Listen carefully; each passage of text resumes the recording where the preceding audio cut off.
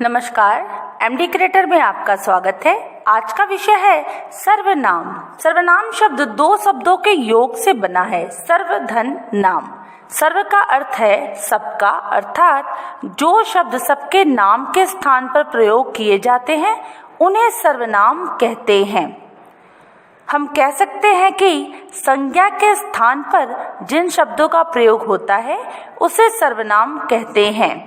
उदाहरण, राम घर जाता है।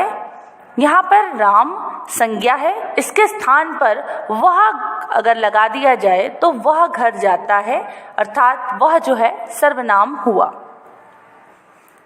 सर्वनाम के 6 भेद होते हैं: पुरुषवाचक सर्वनाम, निश्चयवाचक सर्वनाम, अनिश्चयवाचक सर्वनाम, प्रश्नवाचक सर्वनाम, निजवाचक सर्वनाम और संबंधवाचक सर्वनाम। पहला, पुरुषवाचक सर्वनाम। वह सर्वनाम जो किसी व्यक्ति के लिए प्रयुक्त होता है पुरुषवाचक सर्वनाम कहलाता है। उदाहरण, मैं, तू, तुम, यह, वह। मैं पढ़ता हूँ, तुम दीवार बनाओ, वह अध्यापिका है। इन वाक्यों में मैं कहने वाले के लिए, तुम सुनने वाले के लिए और वह किसी अन्य के लिए प्रयोग में लाया गया है। पुरुषवाचक सर्वनाम 3 प्रकार के होते हैं। पहला, उत्तम पुरुष सर्वनाम। बोलने वाला या लिखने वाला अपने नाम के बदले जिस सर्वनाम का प्रयोग करता है उसे उत्तम पुरुष सर्वनाम कहते हैं। उदाहरण, मैं, हम। मैं वकील हूँ, हम मजदूर हैं। दूसरा, मध्यम पुरुष सर्वनाम। जिससे बात की जाए या जिसे संबोधित किया जाए उसके नाम के बदले प्रयुक्त सर्वनाम को मध्यम पुरुष सर्वनाम कहते हैं। उदाहरण, तुम, आप।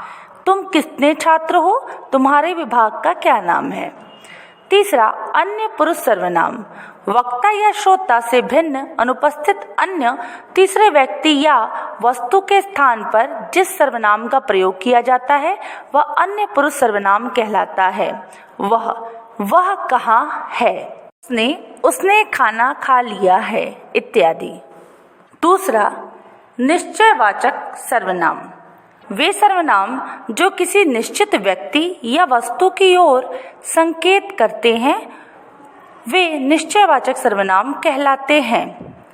यह राधा का छाता है, वह अस्पताल है। तीसरा, अनिश्चयवाचक सर्वनाम। वे सर्वनाम जो किसी अनिश्चित व्यक्ति या वस्तु के लिए प्रयुक्त होते हैं। उदाहरण, किसी, कोई, कुछ।